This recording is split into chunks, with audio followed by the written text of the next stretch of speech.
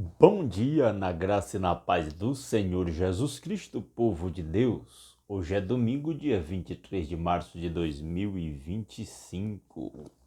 E cá estamos de volta para continuar a leitura da Palavra de Deus, sendo que hoje nós vamos ler Atos capítulo 11. Já abra sua Bíblia e acompanhe a leitura da Santa Palavra de Deus que diz: Os apóstolos e os irmãos de toda a Judéia ouviram falar que os gentios também haviam recebido a palavra de Deus. Essa informação do Lucas aqui é pertinente porque inicialmente a igreja começou especialmente entre os judeus.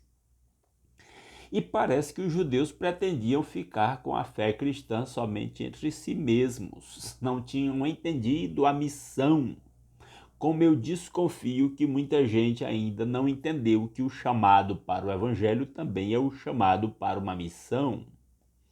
A missão era serem testemunhas de Jesus em Jerusalém, Judeia e Samaria e até aos confins da terra, como está escrito em Atos capítulo 1, versículo 8. Mas era a propósito de Deus que o evangelho alcançasse os confins da terra, e Deus mesmo providenciou para que os crentes fossem espalhados de Jerusalém, e por onde eles foram pregando o evangelho. Temos o testemunho de Filipe chegando a Samaria e pregando o evangelho. Antes, pregou o evangelho para o eunuco, que era oficial da rainha da Etiópia. E o eunuco continuou para a Etiópia, e tem-se a informação de uma forte igreja cristã lá dos primórdios do cristianismo na Etiópia, né? E o evangelho chega a Samaria e começa a alcançar outras pessoas. O último texto que nós lemos alcança também Cornélio, um centurião do exército romano, né? Homem provavelmente convertido ao judaísmo e agora convertido ao cristianismo sob a pregação, o testemunho do apóstolo Pedro. E o texto continua dizendo: Assim, quando Pedro subiu a Jerusalém, os que eram do partido dos circuncisos o criticavam, dizendo: Você entrou na casa de homens incircuncisos e comeu com eles. Você vê que o judaísmo ainda está muito impregnado na igreja cristã. Havia alguns que defendiam que a pessoa poderia se converter a Cristo, precisava se converter a Cristo, mas tinha que ser circuncidado também. Aqui é chamado de partido dos circuncisos, e esses circuncisos não aceitam inicialmente a conversão de pessoas não circuncidadas ou não judeus. Versículo 4, Pedro então começou a explicar-lhes exatamente como tudo havia acontecido. Pedro teve que dar satisfação. Eu estava na cidade de Jope, orando, caindo em êxtase, tive uma visão. Vi algo parecido com um grande lençol sendo baixado do céu, preso pelas quatro pontas, e que vinha até o lugar onde eu estava. Então Pedro conta a sua visão. Olhei para dentro dele e notei que havia ali quadrúpedes da terra, animais selvagens, répteis e aves do céu, que os judeus consideravam impuros. A lei de Moisés determinava que eram impuros para alimento. Então ouvi uma voz que me dizia: Levante-se, Pedro, mate e coma. Como assim comer animais proibidos pela lei de Moisés? Eu respondi: de modo nenhum, Senhor, nunca entrou em minha boca algo impuro ou imundo. A voz falou do céu segunda vez: não chame impuro ao que Deus purificou. Uma visão para mostrar a Pedro que ele não deveria chamar as outras pessoas de impuros quando Deus as chamava para si e elas agora eram puras. Isso aconteceu 3 vezes e então tudo foi recolhido ao céu.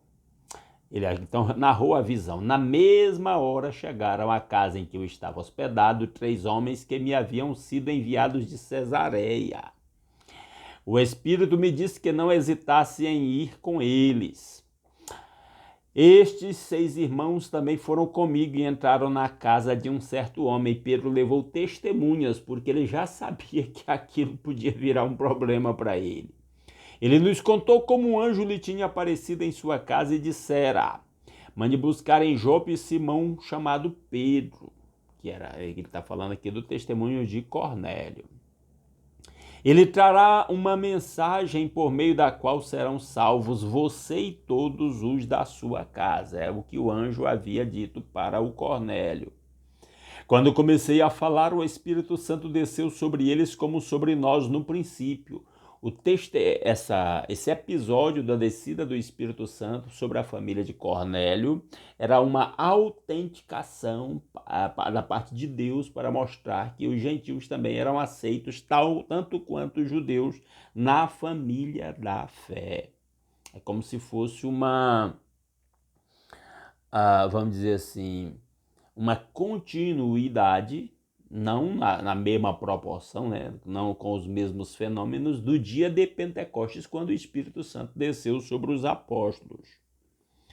E aí, como diz, então me lembrei, verso 16, então me lembrei do que o Senhor tinha dito, João batizou com água, mas vocês serão batizados com o Espírito Santo. Se, pois, Deus lhes deu o mesmo dom que nos tinha dado quando cremos no Senhor Jesus Cristo, quem era eu para pensar em opor-me a Deus? É interessante essa fala aqui, Pedro dizer, se Deus deu a eles o mesmo, e aí ele diz, quando cremos, ele se refere ao dia em que o Espírito Santo desceu lá no dia de Pentecostes.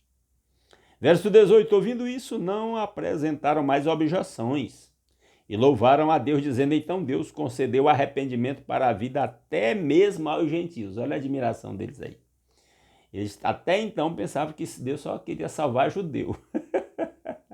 É igual o cara que acha que Deus só quer salvar assembleiano, que Deus só quer salvar batista, que Deus só quer salvar presbiteriano. Bobagem. São organizações humanas, instrumentos humanos. Mas a igreja do Senhor Jesus não tem rótulo denominacional. A marca é a presença do Espírito Santo naqueles lavados e regenerados pelo sangue de Jesus, nascidos de novo. Continuando o versículo 19, os que tinham sido dispersos por causa da perseguição, olha essa informação por parte agora de Lucas. Desencadeada com a morte de Estevão, chegaram até a Fenícia, Chipre e Antioquia, anunciando a mensagem apenas aos judeus. Ou seja, os que saíram dispersos estavam com certo cuidado de ir anunciando a mensagem só a judeus. Ainda é o problema da visão aqui. Apesar de que alguns ramos já saíram, como eu já expliquei, pregando para quem não era judeu e até por intervenção do próprio Deus, como foi o caso de Filipe para o eunuco e o caso de Pedro para Cornélio.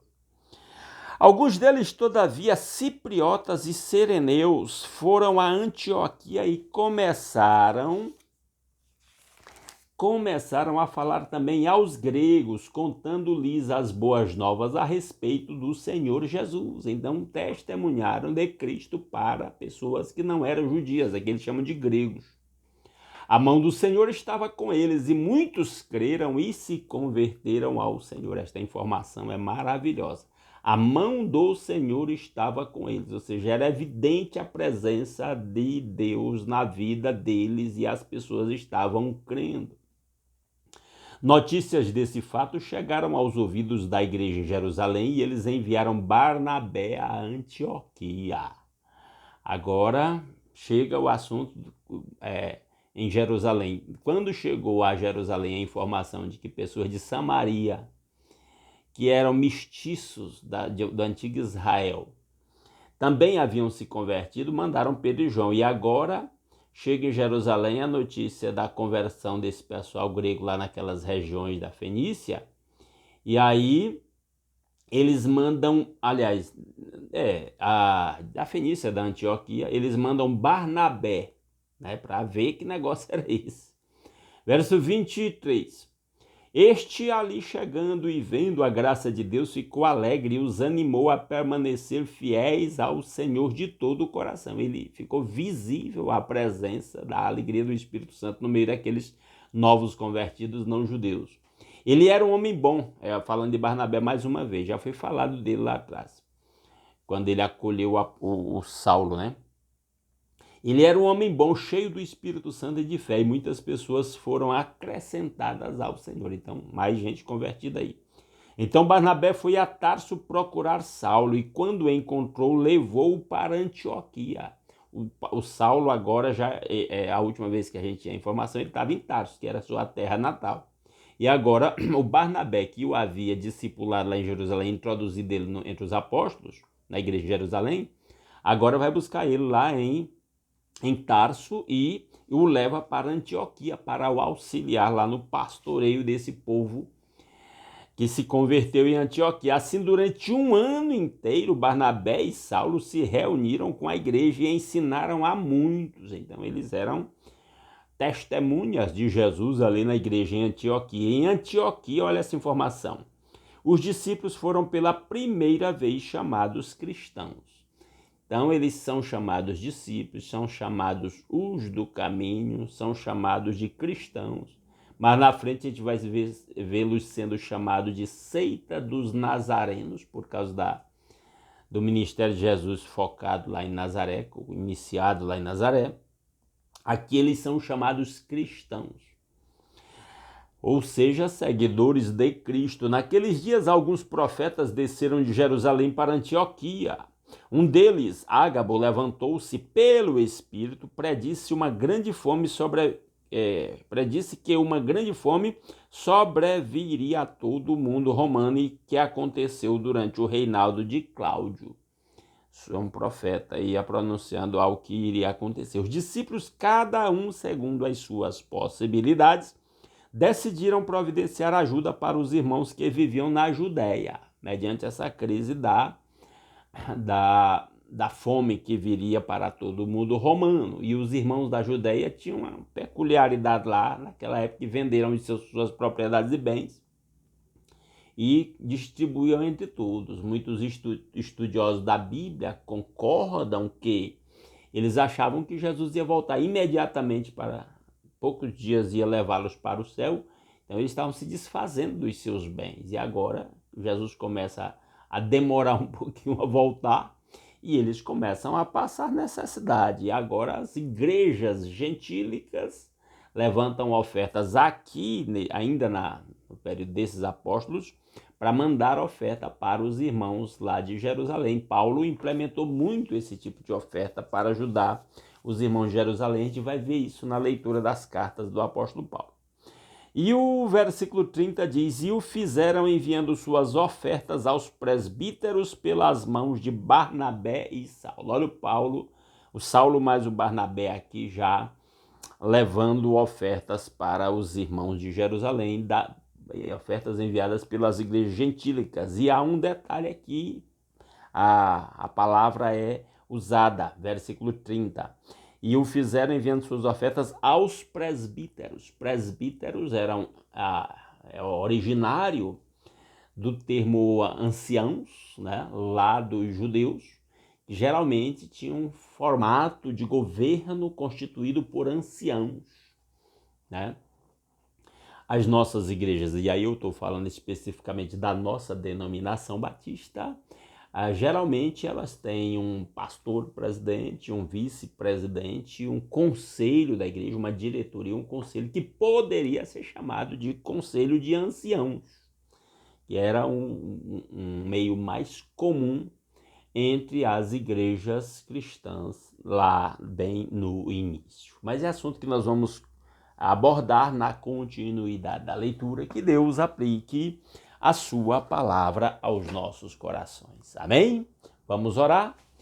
Como sempre, convido você a deixar seu pedido de oração nos comentários desse vídeo. Sempre que há um pedido que eu vejo, um pedido novo, eu digo que eu vejo porque às vezes pode passar um pedido desapercebido. Se passar, me perdoe e ponha de novo no próximo vídeo. Mas sempre que eu vejo um pedido novo, eu vou alistando aqui para que nós oremos, e de vez em quando eu vou ler os pedidos de oração aqui. E o meu pedido é que você Ore pelos pedidos que os irmãos deixam aqui nos vídeos e que nós mencionamos no nosso momento de oração. Você ore aí quando estiver fazendo as suas orações particulares, tá bom? Mas vamos orar agora. Nosso Deus e nosso Pai maravilhoso, muito obrigado pelas incontáveis bênçãos com que o Senhor nos tem abençoado. Muito obrigado a Deus pela noite de paz, pelo descanso tranquilo, pelo novo dia, pela nova semana que começa. Muito obrigado pela semana que passou, porque o Senhor nos protegeu, nos supriu, nos dirigiu. Louvado seja o seu santo nome. Obrigado por esse novo dia, por acordar com saúde, pela oportunidade de começar esse novo dia alimentando o nosso espírito com a sua palavra e buscando a sua face em oração. Precisamos do Senhor, Pai. Fala aos nossos corações, Pai. Nos ensina, Pai. Nos supre, nos dirige. Ó Deus, preserva-nos a fé, fortalece-nos a fé, na certeza de que o Senhor está cuidando do seu povo.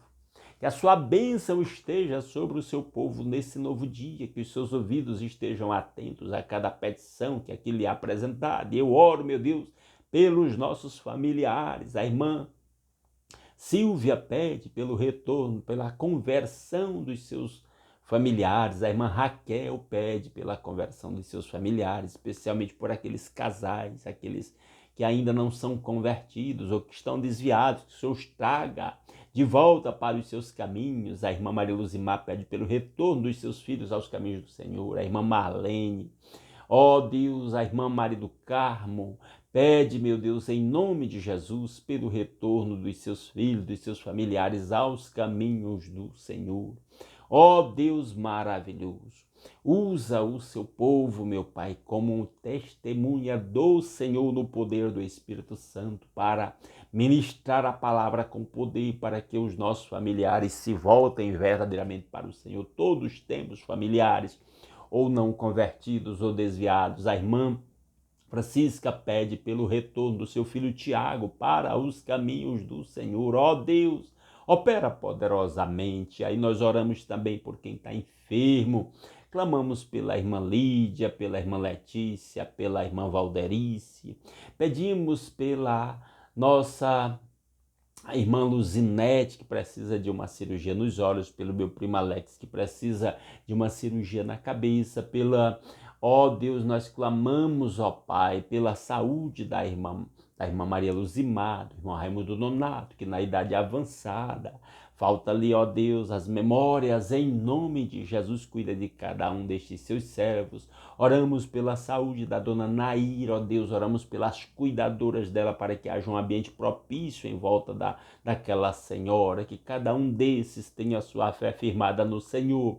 Quem sabe o Senhor use a circunstância de enfermidade, ó Deus, para fortalecer a fé dos crentes e para atrair para si aqueles que não estão seguindo a Cristo. E aí nós nos lembramos do Agostinho, que é primo da nossa irmã Aldair. Nós oramos, ó Deus, pela esposa do pastor Osemar. Cada uma destas situações nós colocamos diante do Senhor. Orienta os médicos que estão tratando destas pessoas sobre os tratamentos, os diagnósticos, medicamentos adequados, ó Deus, maravilhoso. Seja com a irmã Nájila, ó Deus, concedendo-lhe que seja chamada para o posto para o qual foi aprovado naquele concurso. Abre portas de novo trabalho para o meu irmão Julião e para todos os que estão desempregados, ó Deus, dá soluções, abre portas de trabalho para cada um. Ó Deus maravilhoso, que os seus ouvidos estejam atentos a cada petição, mesmo aquela que não nos lembramos agora, mas o Senhor conhece cada um dos seus servos. Oramos pela Ana Beatriz, filha da nossa irmã Ana também, ó Deus, que o Senhor continue trabalhando na vida daquela jovem, trazendo os demais filhos da nossa irmã para os caminhos do Senhor. Ó Deus, tudo isso nós pedimos graças ao nosso Senhor Jesus Cristo e ao seu sacrifício na cruz em nosso lugar, e ao perdão dos nossos pecados, a nossa reconciliação com o Pai, o livre acesso à sua presença.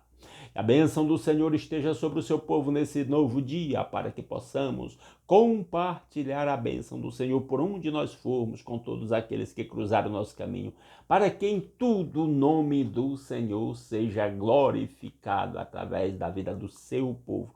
É a nossa petição, em nome de Jesus. Amém. Aleluia.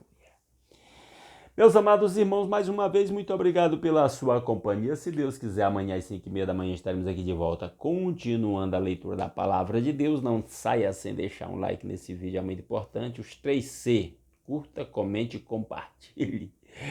Ok? E até amanhã, então.